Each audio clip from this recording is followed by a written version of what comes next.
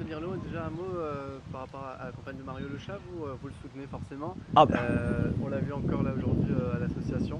Mario Le Chat est dans mon équipe municipale, dans ma majorité municipale, et je peux vous assurer, dans ces difficultés que nous avons rencontrées dès le début de mon mandat en 2020, eh bien Mario Le Chat a toujours été à mes côtés, c'était un des piliers, voilà, et qui m'a accompagné d'une manière très forte. Et aujourd'hui, à travers ces élections législatives, il a toute ma confiance et il a tout mon soutien.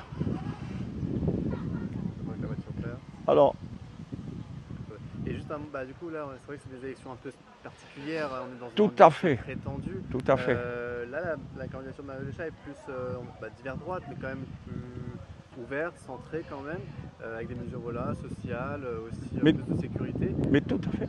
Tout Donc, à fait. La bonne, Trois points forts dans ce. Il y a un vrai sujet au niveau du pouvoir d'achat ici à La Réunion. Les gens ne peuvent plus vivre de leur salaire.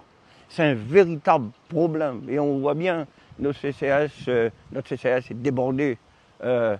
Et voilà, on a beau mettre des millions et des millions et des millions, il y a des familles, toutes les familles qu'il faut accompagner à différents niveaux.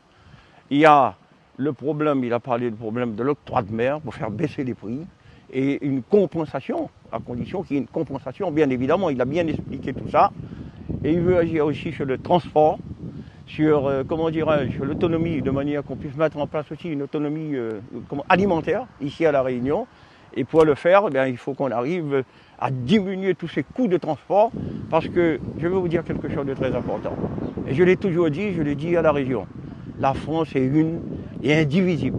Et pour compenser ce handicap de transport, il faut agir sur l'octroi de mer et tous ces différents coûts du transport, parce qu'on est à plus de 10 000 km de Paris. Et vous savez, il y a des conséquences sur les prix, bien évidemment.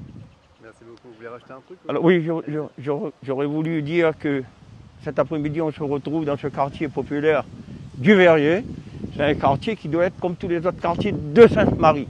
Et aujourd'hui, à travers une association qui s'appelle l'ARPSOA, on se rend compte qu'aujourd'hui, cette association a pris en main ce quartier du Verger. Aujourd'hui, il n'y a qu'à regarder, il y a encore des dépôts là qui se font.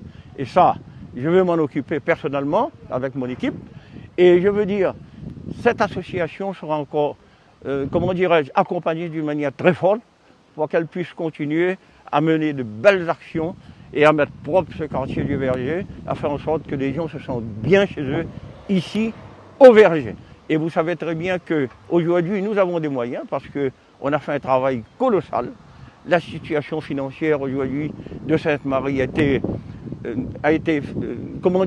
on a retrouvé une situation financière normale mais on a mis quand même 3 ans, 4 ans pour régler ce problème de déficit énorme, ce cadeau empoisonné que j'ai hérité.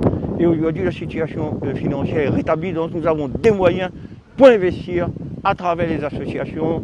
On va agir sur les routes, sur l'environnement, sur les écoles, et on va accompagner toutes ces belles associations que nous avons ici sur Sainte-Marie.